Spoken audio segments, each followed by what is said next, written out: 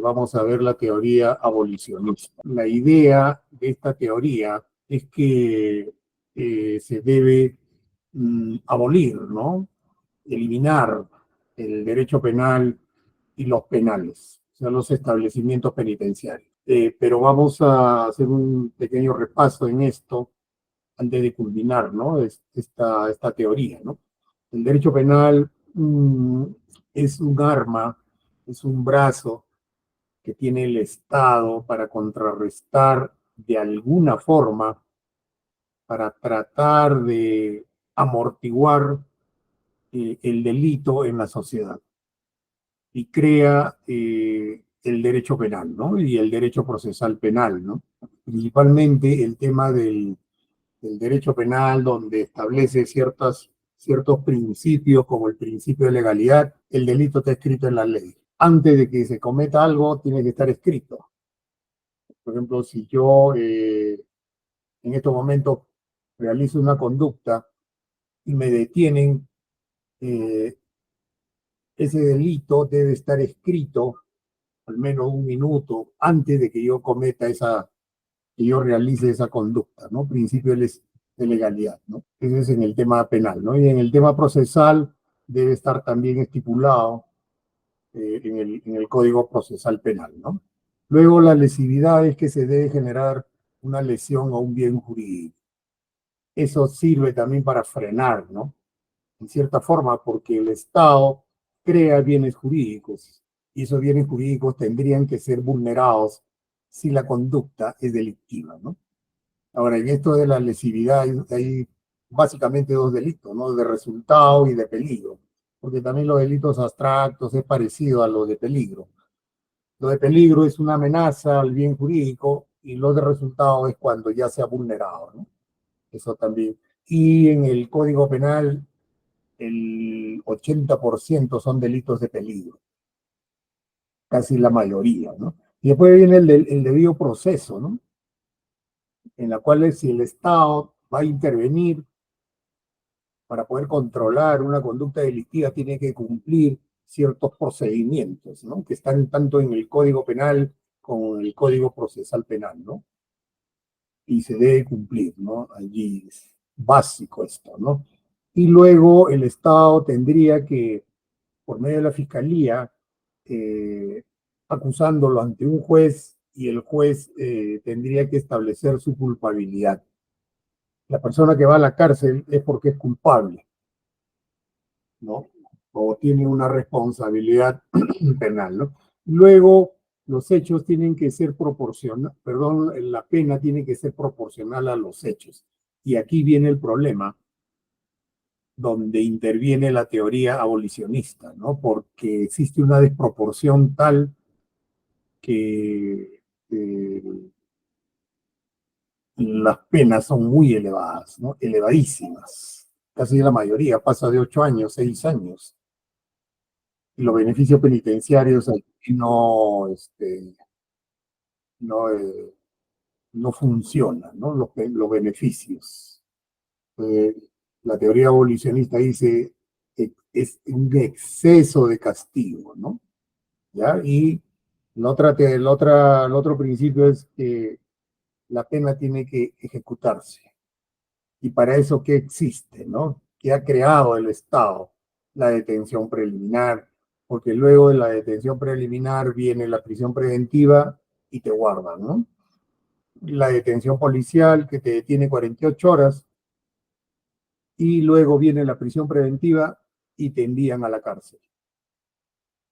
Entonces, cuando ya estás en la cárcel, con prisión preventiva, estás a buen resguardo y luego con la sentencia ya se ejecuta, ¿no? Esa es la idea de fondo, ¿no? Después viene, bueno, ciertos criterios para la prisión preventiva, ¿no? Pero en el fondo es que se cumple, que no te escapes, ¿no? El otro es la finalidad de la pena, ¿no? Y aquí también viene el tema de la teoría abolicionista, ¿no? Y dice de que la pena no cumple con la finalidad establecida en el derecho penal, ¿no?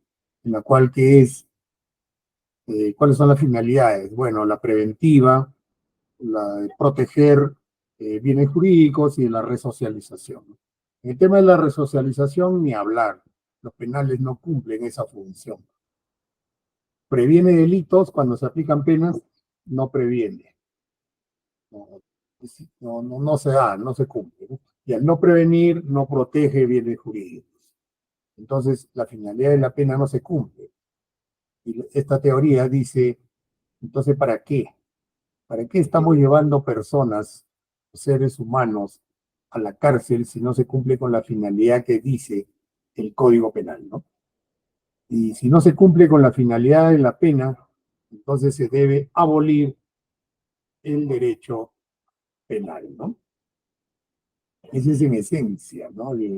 Lo que sostiene esta teoría, ¿no? Entonces, esta teoría abolicionista dice que no se solucionan los conflictos sociales, ¿no? No se soluciona. Y nunca se ha solucionado tampoco, ¿eh? Nunca se ha solucionado, ¿no? Nunca se ha solucionado y lo único que hace el Estado es enviar a la cárcel, ¿no? A los seres humanos, ¿no? Y el Estado crea un trato inhumano cuando en realidad el Estado debe crear bienestar, ¿no? ¿Ya? Y genera dentro de los penales, eh, ¿qué genera, no? Violencia, desigualdad social, genera un trato pero inhumano, ¿no? Y eso no altera o no cambia la sociedad, ¿no? No cambia la sociedad, pues. Porque llevando personas a la cárcel la sociedad continúa igual y quizás peor, ¿no? Entonces la finalidad de los penales tampoco cumple con su rol, ¿no? Entonces, la teoría abolicionista va desde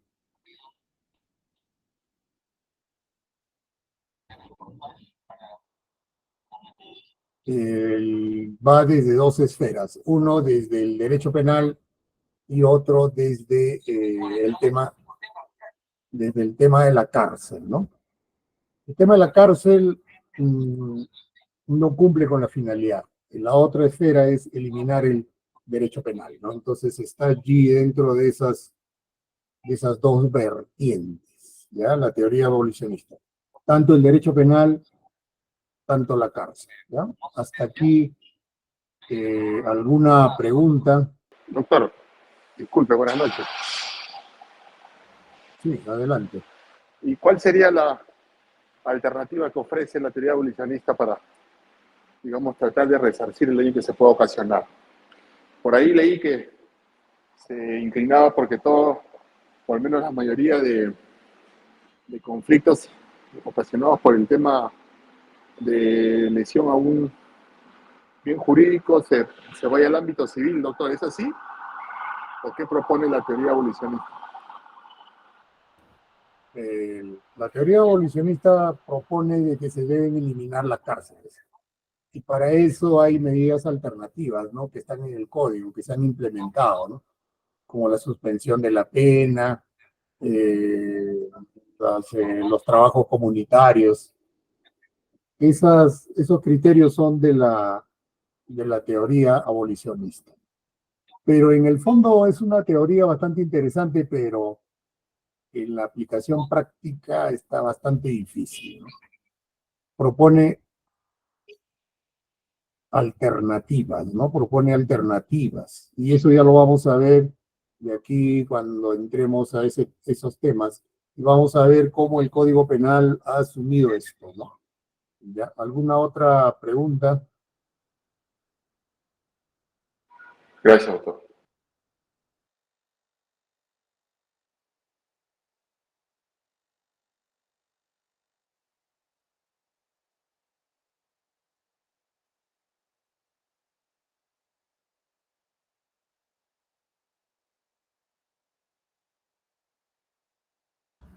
Bien, entonces continuamos, ¿no? O sea, en el fondo esta teoría lo que busca es que el Estado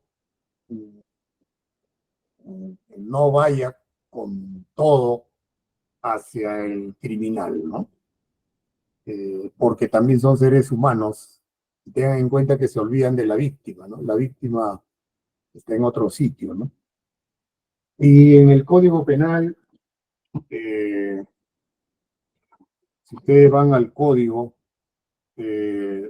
Penal, por ejemplo, hay partes que se ha aplicado lo que recomienda la teoría abolicionista, ¿no? Que son las conversiones de la pena. Una de ellas es, por ejemplo, la conversión de la pena privativa de libertad, ¿no? Convierten la pena por otras medidas, ¿no? El otro es, por ejemplo, la conversión de la pena de prestación de servicios a la comunidad ilimitativa de días libres. El otro es la conversión de la pena a multa, ¿no? El otro es la suspensión de la ejecución de la pena. Eso también está en el código por reglas de conductas. Y la reserva del fallo condenatorio, ¿no? Pero esto, si ustedes lo leen, el otro es la excepción de la pena, ¿no? Pero si el otro bueno, hasta ahí queda. Ahora, si ustedes lo leen el código, estos son pues para, por ejemplo, delitos menos de 4 años, generalmente, ¿no? Por ejemplo, si leemos la conversión de la pena privativa de libertad, dice, ¿no? En los casos que no fuera procedente la condena condicional o la reserva del fallo, el juez podrá convertir la pena privativa de libertad no mayor de 2 años, ¿no? Y no mayor de 5, o sea, la pena máxima en este delito debe ser 5 años, en otra de prestación de servicios a la comunidad o limitación de días libres, ¿no? Son para delitos de poca pena, ¿no? Por ejemplo, feminicidio ni hablar, pues, ¿no? Aquí no se aplica, ¿no? Por ejemplo, en el caso de la suspensión, ¿no? Se suspende la ejecución de la pena. El juez dice puede suspender cuando que la condena se refiere a pena privativa de libertad no mayor de 5, ¿no? Y, por ejemplo, excepcionalmente puede aplicarse lo establecido en el presente artículo cuando la condena se refiere a pena privativa de libertad no mayor de 8 y sea no menor de 25 al momento de cometer, por supuesto se establece lo aplicable, ¿no? O sea, y aquí hay un conjunto también de restricciones, ¿no? Entonces, esos son algunas de las medidas para evitar el hacinamiento en los penales, pero no se aplican a todos, ¿no? A todos los delitos. En algo salió una ley, la ley el 1525, no sé si lo habrán leído para deshacinar los penales, pero hay bastantes restricciones. Los penales siguen igualitos. Los que llenan más los penales son las prisiones preventivas, ¿no? ¿Ya? Entonces, continuamos, ¿no? Entonces, el delito es un conflicto entre particulares, pero interviene el Estado ahí, ¿no? ¿No? Y el delito es normativo, ¿no? ¿Qué pasa cuando ocurre un delito, un crimen? El Estado toma el control, ¿no? En Roma, si alguien mataba a alguien, entre los dos solucionaban el problema, ¿no? Inclusive la persona que ha sufrido el daño podría generar también el mismo daño, ¿no? A la persona. Y esto generó un caos, ¿no? En Roma, y de allí se instituyó de que el Estado debería de tener control de esto, creando la fiscalía, los juzgados, la policía, ¿no? Y el Estado es un ente bastante represivo, bastante represivo, ¿eh? Los abogados penalistas vemos cómo el Estado interviene, ¿no? Interviene con fuerza, detienen a la persona 48 horas y de allí generalmente en un 90% es prisión preventiva, ¿no? Muy poco declaran infundados, ¿no? Muy poco, muy poco. Entonces allí el Estado crea todo un sistema legal para poder reprimir, ¿no? Otro de las ideas es que el delito es una creación del Estado, ¿no? Es una creación, es normativo, no es naturalístico, no es naturalístico, es normativo. Y el Estado crea delitos. Y si crea delitos, crea delincuentes. Y de allí viene el estigma, ¿no? ¿Ya? Entonces, ¿qué hace el Estado creando delitos? Crea estigmas a personas que están en la cárcel o que han salido de la cárcel, ¿no? Y eso también crea problemas, ¿no? Y la teoría abolicionista dice, ¿cuál es la idea de que estas personas que han cometido delitos salgan de la cárcel, aunque el Estado les da la rehabilitación, pero tampoco no es viable, ¿no? Por ejemplo, en los temas de violencia familiar hay registros donde están todos los que, principalmente los hombres, ¿no? Principalmente los hombres que han tenido, o están vinculados en agresiones a mujeres o núcleo familiar. Y, y el Estado, ¿qué ha hecho? Ha creado leyes para que estas personas no trabajen para el Estado. Incluso son sancionados, separados, los docentes, ¿no? Los que están vinculados a violencia familiar no pueden trabajar en docencia, ¿no? Claro, no pueden trabajar, ¿eh? Eh, y, y aquí viene, esto lo vamos a analizar la próxima clase, que hay un abuso de esto y los hombres no les permiten continuar trabajando, porque no pueden, incluso los que están en esto de violencia familiar, no pueden contratar con el Estado, no pueden enseñar, no pueden ser profesores, incluso en las universidades. ¿Y esto qué es?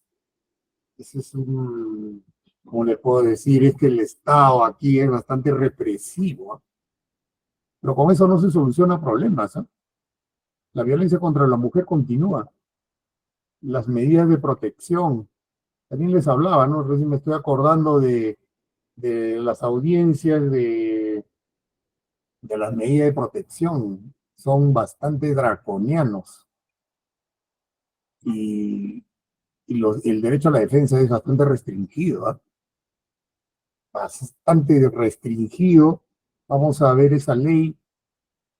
¿Eh?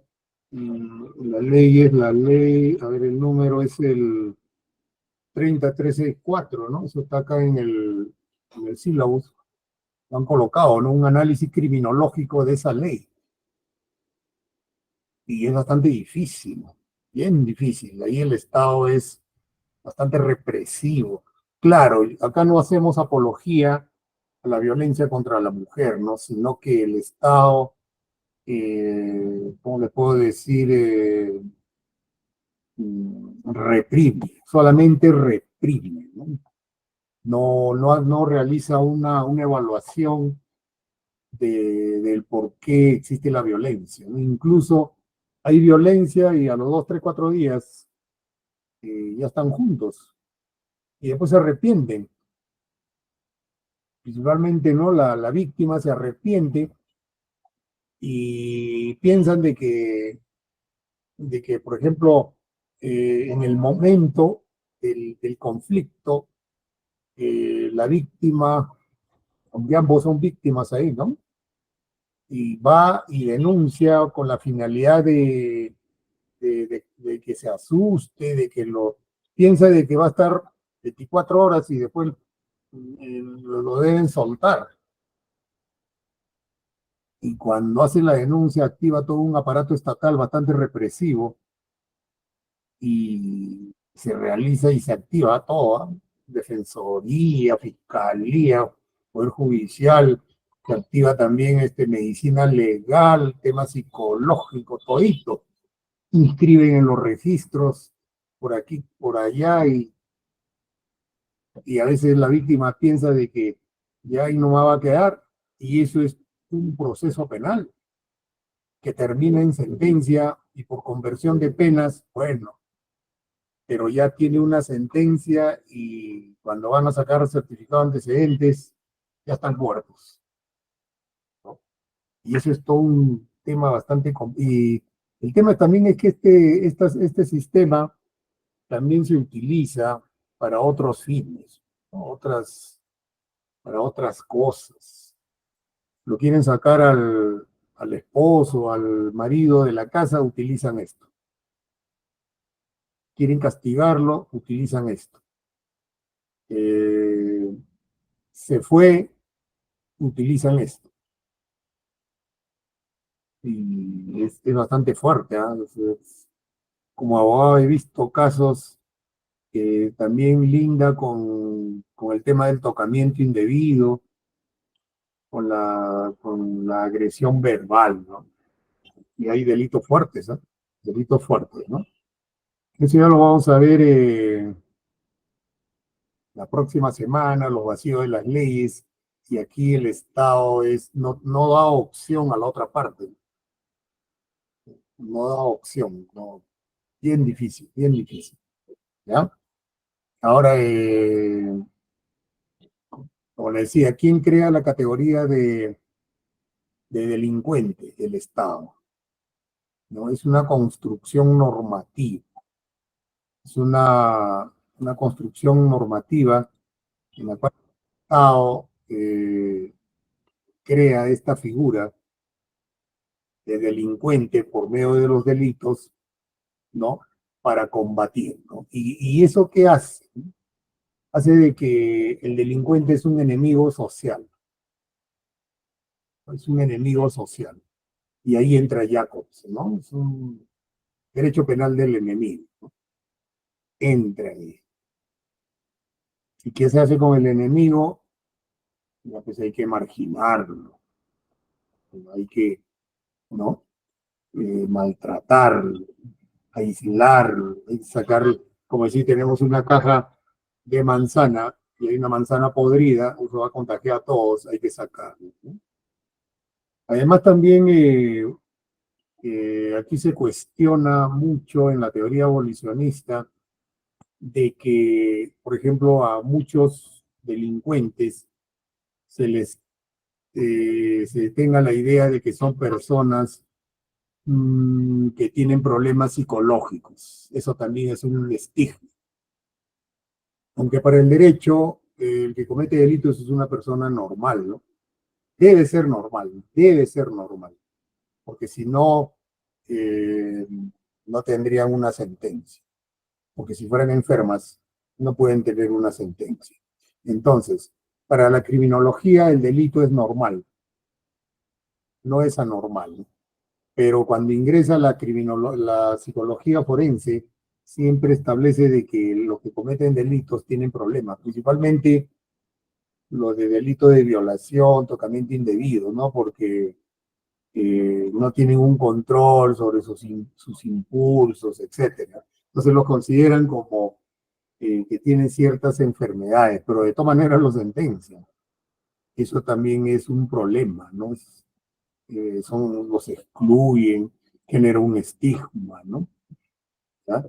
Los, entonces,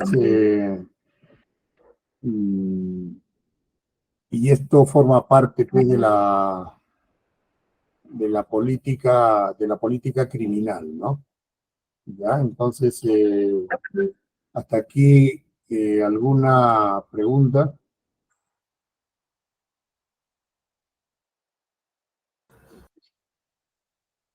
Bien, entonces continuamos, ¿no? Entonces, esta teoría abolicionista tiene tres vertientes, ¿no? Tres clases. Uno, abolir el derecho penal. Ahora, y ahí viene un tema, ¿y qué ponemos? ¿Qué colocamos si eliminamos el derecho penal, ¿no?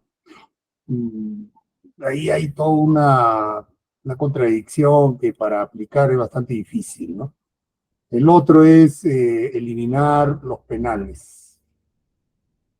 Eliminar los penales. Uno el derecho penal, el otro los penales, y el tercero, aplicar penas mínimas. Si no se puede eliminar los penales, al menos no llevar a todos, aplicar penas mínimas en lo posible. Pero es bastante difícil, ¿no? Porque la mayoría de los delitos tienen penas muy elevadas, sin beneficios.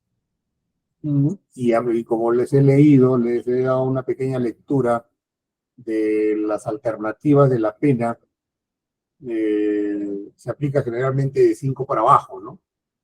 Porque de 5 para abajo es suspensivo.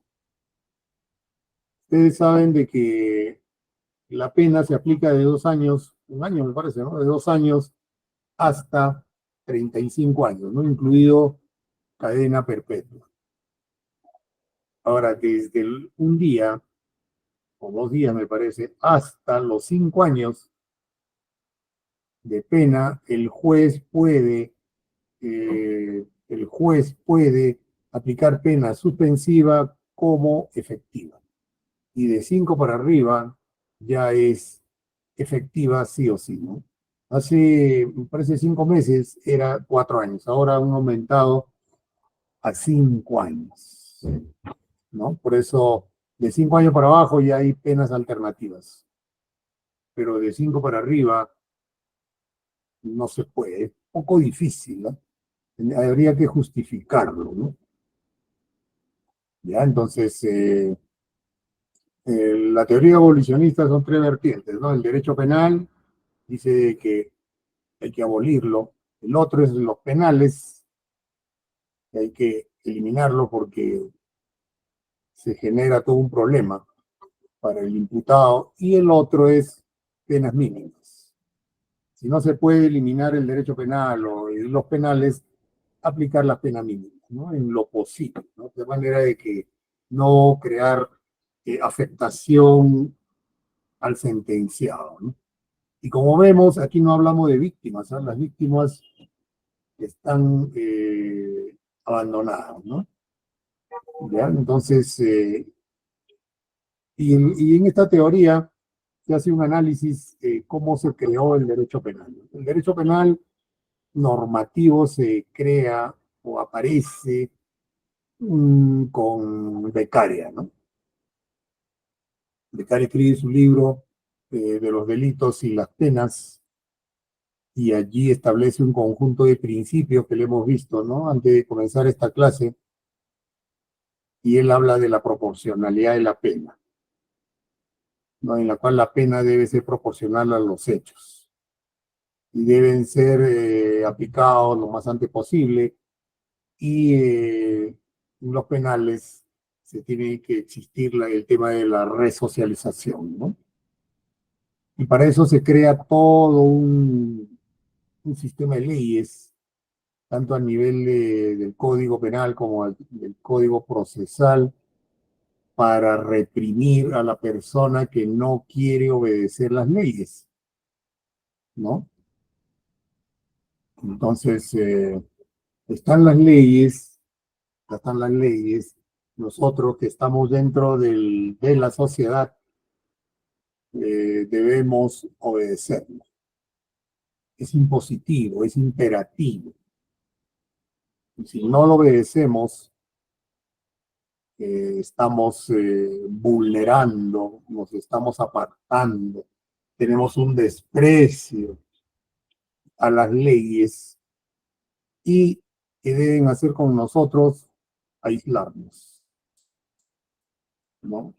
Y para tratar de aislarnos, según penal, crean todo un conjunto de leyes que es el debido proceso, ¿no? Hay que cumplir esto para llevarlo al penal. Y si se cumple esto, entonces no vulneramos sus derechos. Estamos garantizando sus derechos. Y para eso sirve el derecho penal, ¿no? Para eso sirve. Porque ¿cuál es la idea? De que para el Estado sería fácil, ¿no? La policía viene, te lleva, te detiene y te lleva al penal, de frente.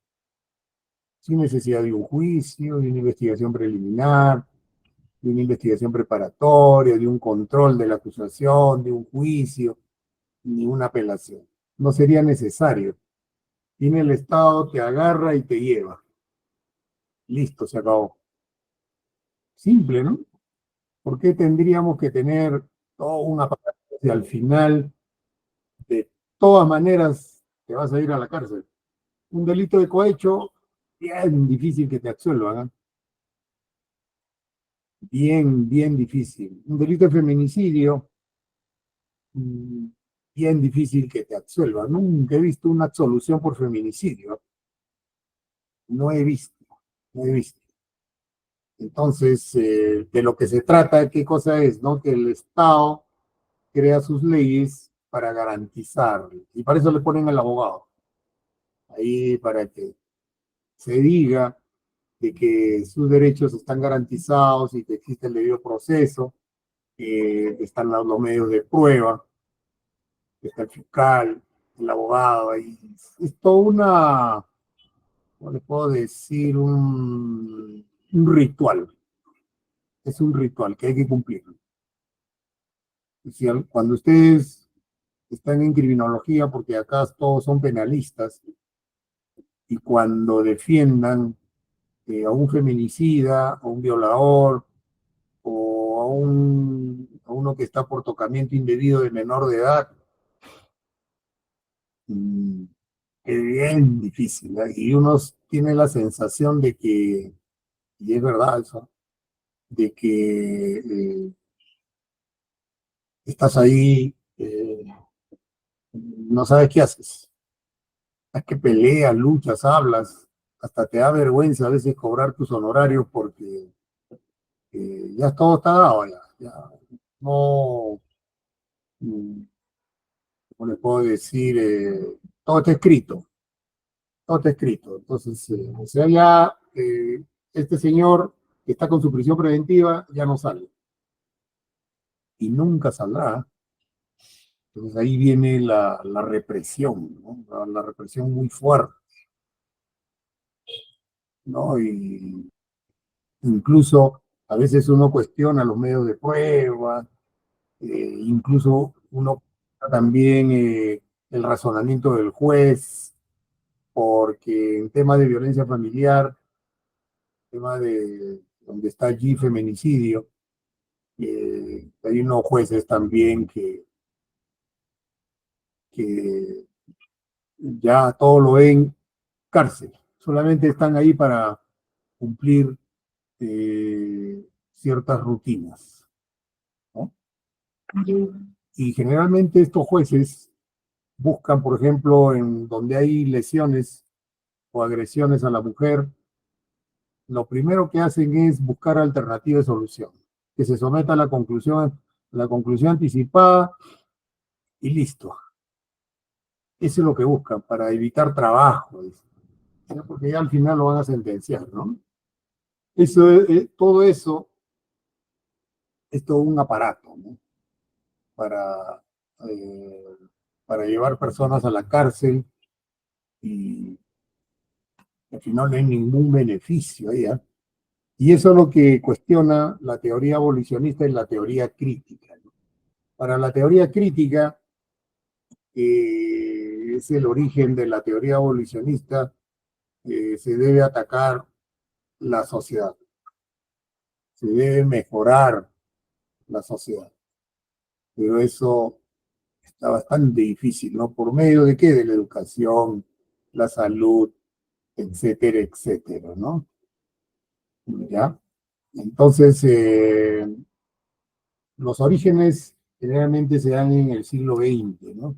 Y uno de los primeros en hablar sobre el abolicionismo es el doctor Antonio Segón, ¿no? Que en España escribía sobre el abolicionismo, la reforma penal, la reforma de los penales y la reforma del derecho penal, ¿no? Para no crear, ¿qué cosa? La exclusión, ¿no? La marginación, la segregación en la sociedad, ¿no? Y, y este doctor médico peleaba de que no se deben marginar, ¿no? A las personas, que se le deben excluir, y que la pena debe disminuirse, ¿no? Entonces ahí fue el origen de esto, ¿no? Y uno de los eh, de las personas o de los filósofos que influyó mucho en esto del abolicionismo fue Marx, ¿no? Fue Carlos Marx. Carlos Marx fue un filósofo orientado a la economía, pero era un filósofo social y tenía un enfoque bastante económico, ¿no? Él decía que hay que analizar la sociedad, porque generalmente los filósofos antes de Marx, inclusive hasta ahora, no van mucho a la sociedad, ¿no? Ahora ya con Marx van al tema político, al tema ético, pero Marx decía de que el problema está en la sociedad, en los estratos sociales, ¿no? En las diferencias sociales, en las diferencias económicas, en las diferencias en la educación, ¿no? Y él allí pues habló, pensó de que debería existir una sociedad, de ahí viene pues, ¿no? Sin clases sociales, ¿no? Muchos han interpretado mal esto, ¿no? Hablar de marxismo, se piensa, ¿no? Se tiene una idea de que es un comunismo a ultranza, ¿no? El comunismo es bien común eh, y sin clases sociales. Y mm, él pensó eso, ¿no? Y pensó eso eh, porque él dijo de que la sociedad, él analizó la sociedad inglesa, ¿no? Que la sociedad está mal. Y era la época, pues, de las fábricas, ¿no? De la explotación. Y él pensó eso, pues, ¿no? El bien común y sin clases sociales. Y eso traería, ¿qué? Bienestar a los seres humanos, ¿no? Él pensó eso, ¿no? Pero después ya lo que trataron de aplicar estas ideas, ya entraron, pues, ¿no? Entraron a la destrucción. Nunca hubo comunismo, nunca hubo, ¿no? Y jamás habrá, pienso, no, no, no creo. Tampoco hubo, ¿ah? No, no, no ha habido. En China no hay, nunca hubo, en Rusia tampoco, en Corea del Norte menos. Pero la idea de fondo es que las ideas de Marx sirvieron para la teoría abolicionista en la cual menciona que la sociedad está mal, ¿no? Entonces Marx buscaba el bienestar del proletariado, ¿no? La búsqueda de soluciones a los problemas sociales. O sea, él pensó para solucionar problemas en la sociedad, ¿no? Y diseñó también, y allí el tema del clavo, el amo y el esclavo, ¿no? De Engels, ¿no? Es toda una teoría esto, ¿no? Pero esto sirvió de fuente para el abolicionismo. Hasta aquí alguna pregunta sobre Marx, que a muchos no les gusta escuchar a Marx, ¿no? Lean, ¿eh? Lean El Capital, lean el Manifiesto Comunista, buenos libros, pero no lo relacionen en el caso peruano, con Sendero Luminoso. No, es otra cosa esto. A Marx se le relaciona con el Sendero Luminoso porque Abimael Guzmán dijo de que Marx era una espada, ¿no? Tenían cuatro espadas, ¿no? Cuatro espadas, ¿no? Marx, Lenin, Stalin y el propio Abimael, ¿no? Bueno, hubo una fusión, ¿no? Y después Abimael ya no tomó en cuenta tanto la revolución rusa, sino se pasó a la revolución maoísta, ¿no? Y tomó ciertos criterios, ¿no? El campo a la ciudad, etcétera, etcétera, ¿no? Pero esto sirvió para analizar la sociedad, de que la sociedad estaba mal, y de la teoría abolicionista tomó eso, ¿no? Principalmente también la teoría crítica. ¿Ya? Entonces, esta teoría también sirve para explicar de cómo la represión estatal nace también con la escuela clásica, ¿no? Del derecho y con la criminología de la escuela de Chicago, ¿no? La criminología de la escuela de Chicago sirvió para crear teorías, en eso de las teorías que hemos visto, ¿no? Las teorías de la subcultura, teoría de la anomia, teoría de la diferenciación, teoría de la asociación diferencial. ¿Y para qué sirvió eso? Para crear leyes y reprimir a los inmigrantes, ¿no? Una represión muy fuerte, ¿no? Ahora, la escuela clásica fue creada en Alemania, ¿no? Con Belzel, Binding, de los que me acuerdo, ¿no? Y tomando en cuenta Beccaria, ¿no? Y también crearon códigos penales, códigos procesales penales para poder reprimir ahí la criminalidad, ¿no? Eh, Aparece también la criminología sociológica, que ya lo hemos visto, ¿no? En la cual los delincuentes, esto se basa, ¿no? La teoría abolicionista, ¿no? Los delincuentes mm, nace en la sociedad. El ser humano nace, no nace, nace pues, en blanco, y la sociedad se encarga de escribir en esa mente, ¿no? Eh, las conductas delictivas y grabarlas, ¿no? Un ejemplo es si tú naces en una sociedad, en una familia yo de este ejemplo, ¿no? De sicarios, desde que naces, estás dentro de ese mundo, ¿no? Esa conducta es normal, forma parte de tu moral y es tu medio de vida y esa conducta lo realizas y lo consideras dentro de lo correcto. Entonces allí, ¿quién es el culpable? ¿El delincuente o la sociedad, no? Ahí viene la teoría crítica. Dice acá, entonces, ¿quién es el culpable? La sociedad.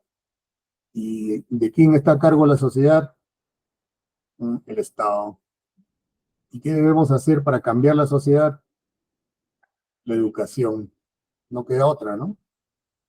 La educación, salud. ¿Y por qué entonces llevamos estas personas que no tienen la culpa, de haber aprendido esto, lo llevamos a la cárcel? ¿Por qué? ¿No? Si yo tengo la culpa de que ellos son así y yo mismo los llevo a la cárcel. Realizan este razonamiento y dicen, no, esto no tiene sentido. No tiene sentido. Es como decir, yo soy padre, castigo a mis hijos y yo soy la persona que responsable de que mis hijos sean así, ¿no? Y encima castigo con fuerza. Y si hay reincidencia, más fuerte, 10 años más, ¿no? Cuando hay reincidencia, el Código Penal que dice, eh, se aplica la mitad de la pena máxima. Mira lo que dice el Estado, ¿no? Lo que hace el Estado. Es como decir, ya tú tienes a tu hijo, le sancionas, por ejemplo, un día que no salga a la calle, o lo metes a su cuarto, ya, termina, y continúa y hace la misma conducta. ¿Tú qué harías? Si aplicamos el Código Penal, ya un año y un día le aplico el doble, ¿no? 2 días. Y continúa igual, le aplico ya 4 días. Y así hasta cadena perpetua, ¿no? Y eso es lo que hace el Código Penal, ¿no? Si la pena máxima es 20 y hay reincidencia, aplica 10 más, aplica 30. Ahora, si una persona es reincidente, ¿por qué es reincidente? Se ha salido de la cárcel, Sale de la cárcel, estuvo 5 años, 6 años, etcétera, y se supone que el Estado lo ha resocializado y está nuevecito, ¿no? Artículo 9 del Código Penal. Sale a la calle, al día siguiente roba de nuevo. La policía lo agarra, la fiscalía lo acusa por reincidencia y el juez aplica la ley. Te vas, pena máxima 20 más 10, 30. Ahí quedas. Eso como se llama represión, pero ¿quién falló ahí? ¿Quién está fallando? El Estado, ¿no? Él no, porque se supone que ha estado en la cárcel 5 o 6 años y el encargado de resocializarlo, de reconducirlo, de que él cambie, es el Estado. Y no se pudo. O el sistema está mal o no se puede. Pero antes, para él cometer también ese delito, él nació, vivió en ese mundo, ¿no? Entonces va al penal a resocializarlo, pero no se cumple. Aquí el problema es la sociedad. La criminología crítica, repito, ¿qué dice? La sociedad está enferma. Hay que cambiar la sociedad. Hay que atacar allí. No llevar a la cárcel. Por eso dice que no debe haber cárceles. Debemos, ¿no? Observar a las personas que están dentro de una sociedad, ¿no? Hasta aquí alguna pregunta.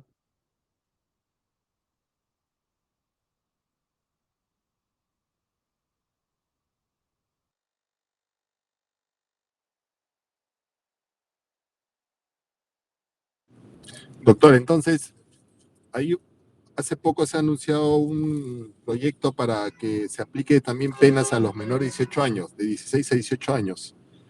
Esa no sería viable tampoco, según las teorías que nos está planteando. Claro. Hace, a ver, el robo de celulares ahora tiene penas elevadísimas, casi igual con el de feminicidio, ¿ah? Si es a mano armada, de noche, más de 2 personas, etcétera, etcétera. El robo de celulares, penas elevadísimas. Y un congresista, hay un TikTok, ahí busquen, dice que se ha logrado, mediante el proyecto de ley presentado por mí, el Congreso lo aprobó, en la cual se elevó las penas de 20 años para arriba, creo, el robo de celulares, ¿no? El que tiene el código actualizado, ahí lo pueden ver, ¿no?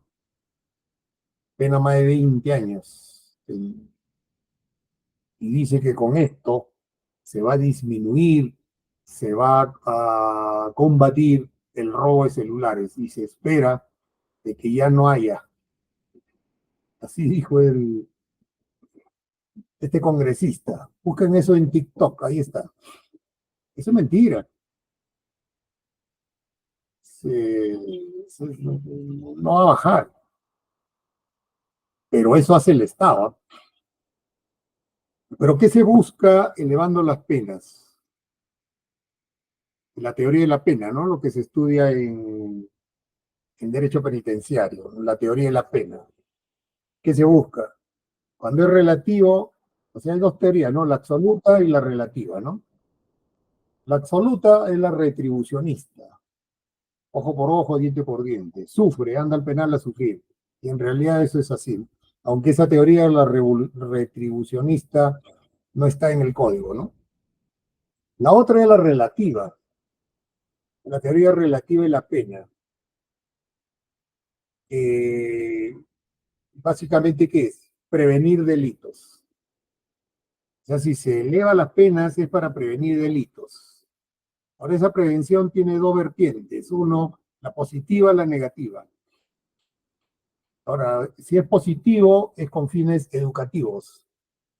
O sea, con esa ley, incluso también con lo que quieren hacer con los menores de 16 a 17, aplicar penas elevadas, ¿Cuál es la finalidad? Prevenir delitos en sus dos vertientes, positivo o negativo. Positivo es enseñar, negativo es coaccionar, intimidar, dar miedo, ¿no? Ahora, tanto positivo y negativo es orientado a la sociedad como al individuo. Y si es positivo es enseñar a la sociedad y enseñar al individuo. ¿Enseñar qué? Que no debes hacerlo, ¿no? Entonces, y si es negativo es coaccionar. ¿Coaccionar a quién? A la sociedad y coaccionar al individuo, elevando penas. En el caso de estos menores, ¿qué efectos tendría que tener esta ley? Uno, positivo, enseñar a todos los adolescentes que no deben robar, pues, no deben matar, ¿no? Al resto de adolescentes que están en la sociedad, ¿no? Entonces los adolescentes deberían ver eso, ah, no, esto da miedo, me van a llevar a la cárcel. Y el otro es que te dé miedo, ¿no? Coaccionar, enseñar y coaccionar. Pero hasta ahorita no entiendo por qué no obedecen, ni los mayores obedecen, muchos serán, mucho menos serán los adolescentes. Lo único que se hace, acá viene el tema represivo, lo único que se hace es llevar personas al penal, segregación, exclusión, maltrato, violencia, etcétera, etcétera. Es un caos, y eso ocurre en todos los países, ¿no? ¿Ya? Entonces, es bastante complicado, ¿no? Es una, ¿cómo le puedo decir? No hay solución, ¿no? Te dice que en Suiza, en Holanda, la criminalidad es mínima, porque también la educación también tiene otro enfoque, ¿no? El tema es un tema educacional, ¿no? Entonces ahora el Estado utiliza el derecho penal para sancionar. Y si sanciona es teoría de la pena retributiva, ¿no? Castigarlo, sancionarlo. ¿Y quién tiene esa legitimidad para sancionar? Es el Estado, por medio de las leyes. Utiliza el derecho para legitimar el secuestro. Siempre digo esto, ¿no? El secuestro legal. En realidad, en el penal es un secuestro, pero legal, ¿no? Porque están las leyes. O sea, no se comete abusos, porque están las leyes. La ley permite al Estado secuestrarlo, ¿no? ¿No? Entonces, y todo esto se llama política criminal.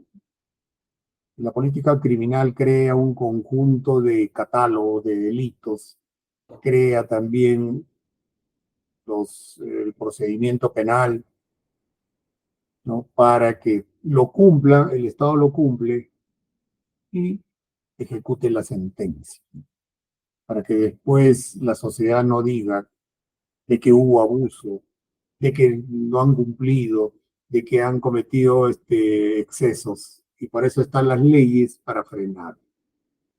Pero acá viene el tema, ¿no? Yo, por ejemplo, soy el Estado, el Leviatán, ¿no? Yo soy un abusivo, pero yo creo mis propias leyes para frenarme yo mismo, ¿no? Eso es lo que hace el Estado, ¿no? El Estado, dentro del Estado está la Fiscalía, está la Policía, están los jueces, ¿no? Ese soy yo, ¿no? El Leviatán. Ya me olvidé quién escribió Leviatán. Este, ya me olvidé el autor. Maquiavelo no ha sido. El otro es ahorita me acuerdo. Y yo mismo, como yo soy un represivo y quiero controlar todo, yo mismo creo mis leyes, creo mis condiciones, creo todo para yo solito frenarme. Si yo me quiero ir, yo mismo por ahí me controlo y todo lo demás. Más allá está el individuo, solito, huérfano, y y se viene todito encima, ¿no? Y te guardan, ¿ya? Y aparentemente el Estado para justificar crea bienes jurídicos. Crea bienes jurídicos. Y son bastante abstractos, ¿ah? Por ejemplo, manejar en estado de ebriedad, ¿cuál es el bien jurídico? ¿No?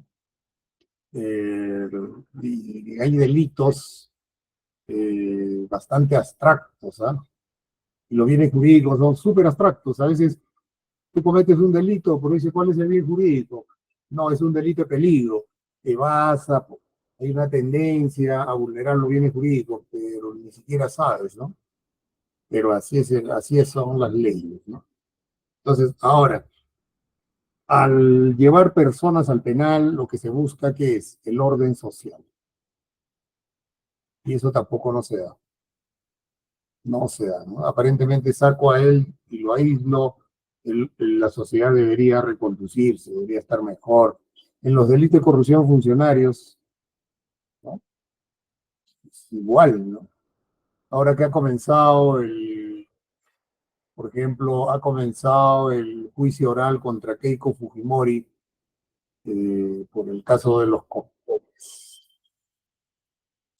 Yo me hago una pregunta ahí, ¿no? Y todos son profesionales, abogados, ingenieros, empresarios, ¿no? Y están inmersos en conductas antisociales. ¿No lo sabían? ¿Lo sabían? ¿No? Hay colaboradores eficaces, hay como, me parece, 200 testigos, hay como, me parece, 50 imputados, ¿no? A Keiko le preguntaron, ¿de qué trabaja? Mm, Ella trabaja, dice, en el partido, ¿cómo se llama su partido? Fuerza Popular, ¿no? Allí trabaja. ¿Y cuánto gana? 14.000 soles. Esa señora no trabaja y gana bien, ¿no? Su esposo, que están divorciados, entre comillas. ¿Cuál es su trabajo? Influencer. Soy influencer, asesoro empresas. ¿Y cuánto gana? 15.000 soles. Caso cócteles, ¿no? Y es todo un tema. De hecho, lo van a guardar. Pero la pregunta es, ¿comprendían o no comprendían lo ilícito de su conducta? ¿Mm? No lo sé, ¿ya? Entonces, otro de los conceptos que se maneja en la teoría abolicionista es el tema del control social. Lo que se busca con la sanción es aplicar un control sobre todos los individuos, controlarlos, tratar de que no cometan delitos, pero eso no funciona. Y si no funciona, el sistema está mal. Si está mal, si algo no funciona, ¿qué hay que hacer? Sacarlo, ¿no? Sacarlo. Entonces, el tema del control también es un tema bastante importante, ¿no? Y al aplicar la pena, como ya lo he dicho, aplica la fuerza y amenaza. El Estado amenaza. ¿Y cómo lo amenaza? Utiliza los medios de comunicación. Utiliza la televisión, la radio, el internet, las páginas web, los juicios son orales. Cuando sentencian, aparentemente debe amenazar, ¿no? Debe ejercer una amenaza, de manera que todos nosotros nos dé miedo, digamos, ya ni loco, ¿no? Entonces, uno mismo debería de autocontrolarse, ¿no? Para no violar las normas, ¿no? Porque si no, el Estado viene y nos lleva. Ahora, y si no queremos ir, estamos fugados y estamos fuera de la sociedad, ¿no? Entonces, eh, la amenaza es la teoría de la pena relativa negativa, ¿no? Ya, amenazar. Pero esa amenaza no surte efecto, no es posible, ¿no? Me parece, no sé no sé qué pasa en la mente de las personas, ¿no? Habría que ver el tema ético y el tema moral, ¿no? Para ver y evaluar por qué la persona no obedece, qué está pasando ahí. ¿La ley está mal? ¿El sistema está mal? ¿La sociedad está mal? ¿O el individuo está mal? Habría que evaluar eso, ¿no?